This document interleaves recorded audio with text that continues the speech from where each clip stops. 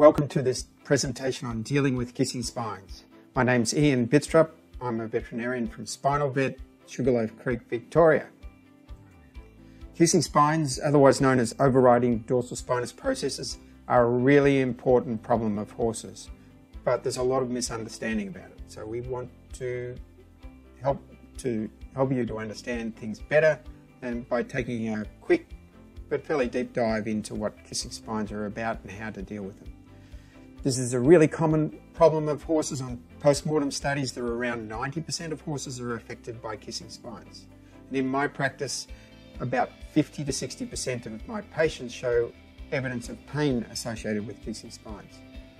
One thing that's very important to understand is it's a highly treatable disease. So the area we're talking about is this tip of the vertebrae up here. So what's the situation when spines aren't kissing? Well, spines shouldn't be kissing if a horse has got good lifted back posture, and there should be about a 5 to 7 millimeter gap between the vertebrae. When their spines are kissing, which is a common case with horses dropping them back, the tips of the vertebrae rub together and cause some irritation. And this irritation results in pain and inflammation in a number of the cases. Not all. As I said, 90% on post-mortem. That most of the studies, not just my experience, suggest that there's about 50% that actually have pain associated with kissing spines.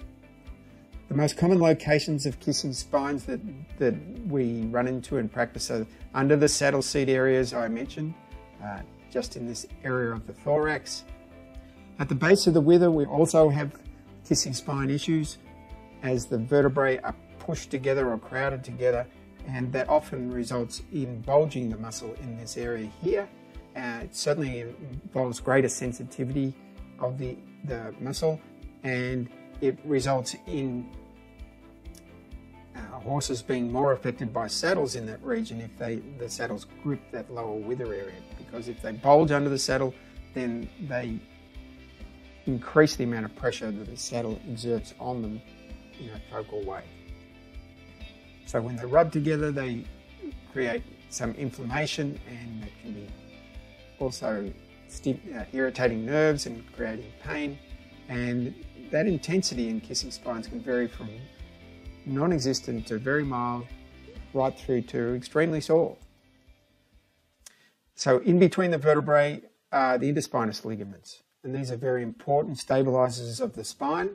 And if the vertebrae change in orientation, so if they go from being sort of parallel to each other to coming together at the tips, you can see what's happening at the bottom of the vertebrae. My hands are the bodies of the vertebrae, and the fingers are the tips of the vertebrae. When they come apart, the ligaments down the bottom are getting stretched and strained. And what you can see here in this picture is a spine where there is bone damage or bone changes in the ligaments occurring, where the actual ligament is being turned into bone because of the inflammation in that ligament. And this is probably the most painful part of kissing spines, more painful than the tip of the vertebrae. And what we see is a tendency for the horse to start to tighten and tense its back when it's ridden in particular. And you lose that flexibility in side bending quite often when they're really feeling it. As the pain gets worse, they get stiffer and stiffer through the back. And when you're mounting the horse may drop under you in a cold back sort of fashion, and many horses will warm out of that as they brace their back and accommodate to the pain. But it doesn't mean that the problem has gone away, it's just that they're more comfortable with it. The pain sadly can progressively get worse to a point where the horse starts getting nervous even at the side of the saddle. And as I said, this could be from a number of reasons, but kissing spines is one of them.